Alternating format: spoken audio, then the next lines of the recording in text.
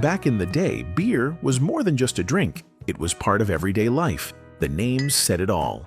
Schlitz, Lowenbrau, Stroh's, each with its own taste, its own story, and its own loyal crowd. Some were kings of the shelves. Others faded away quietly, remembered only by those who grew up with them. So grab a seat and let's open a few more bottles from the past, the ones that remind us how good those days really were. Hey, you want to sell it? What, the car? No, the Stroh's. Stroh's was the beer that seemed to show up at every family gathering, birthdays, cookouts, and long summer weekends. It had a rich, crisp flavor that made it stand out from the rest. Founded in Detroit back in 1850, Stroh's started as a small family brewery and eventually became one of the largest in the country.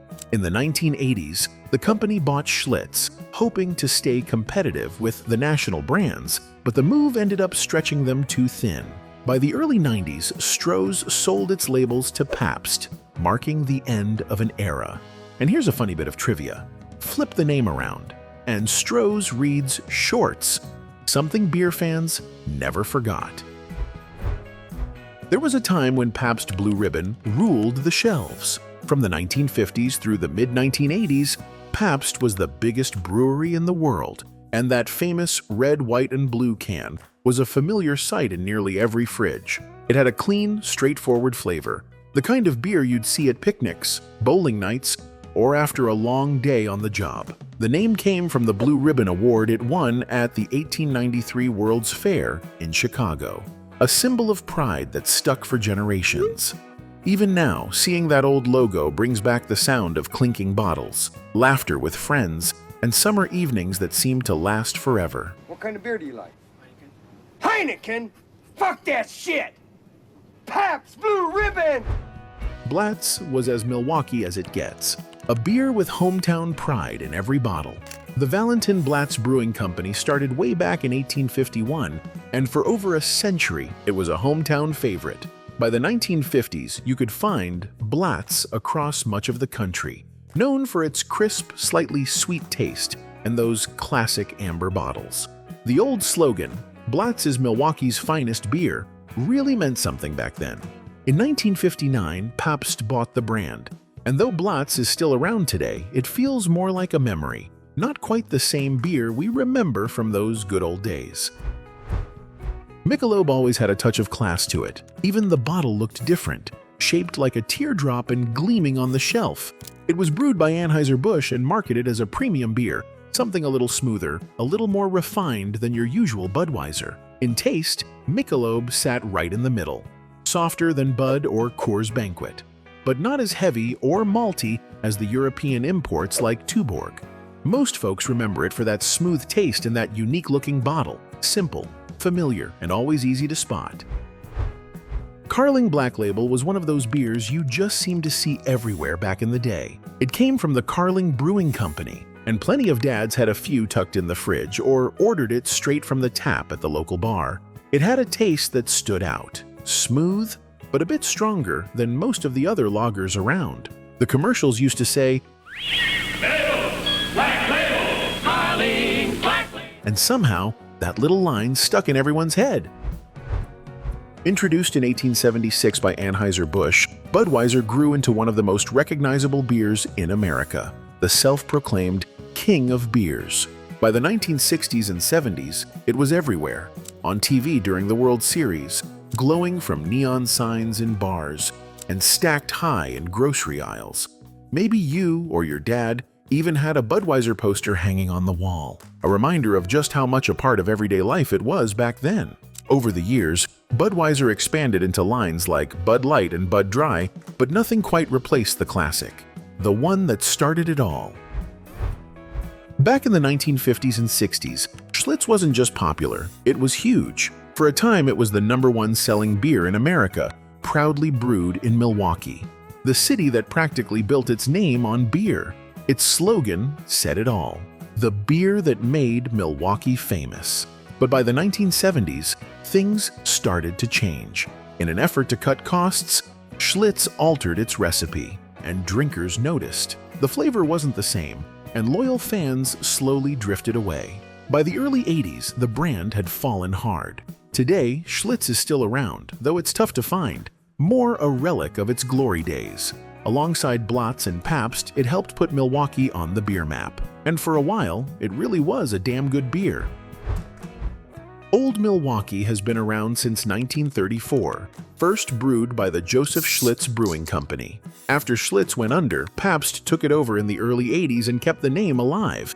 It was a no-frills working man's beer, affordable, familiar, and popular across the Midwest. What set it apart was its reliability, a straightforward beer that didn't need hype or flashy ads to sell.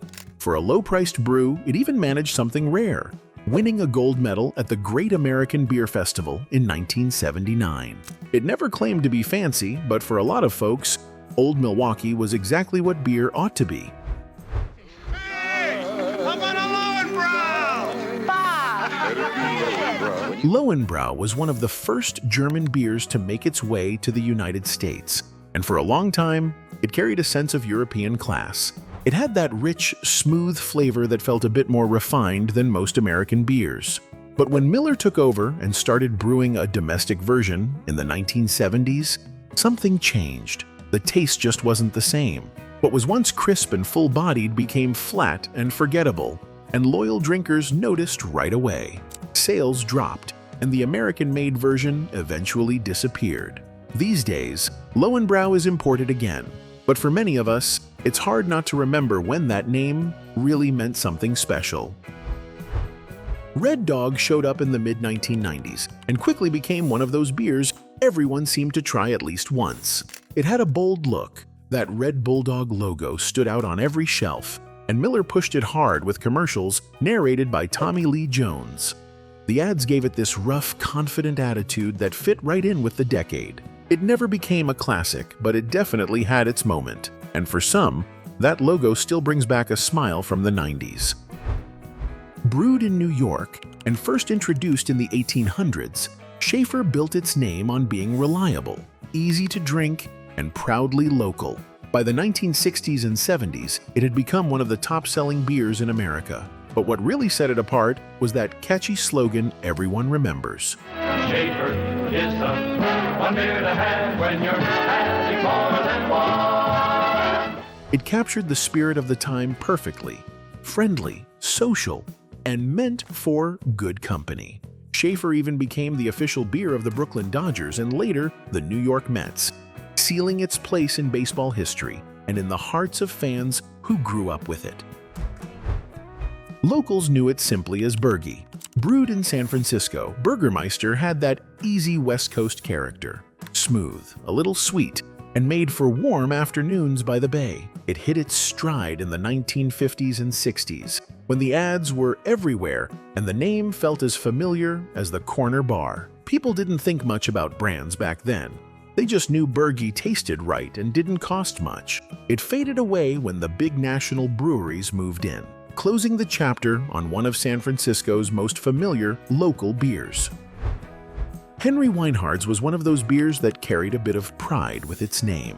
Brewed out in Portland, Oregon, it had a reputation for being a cut above the usual brands, richer, smoother, and brewed with real care. It had this old-fashioned charm, a regional favorite that felt a little more personal than the big national labels.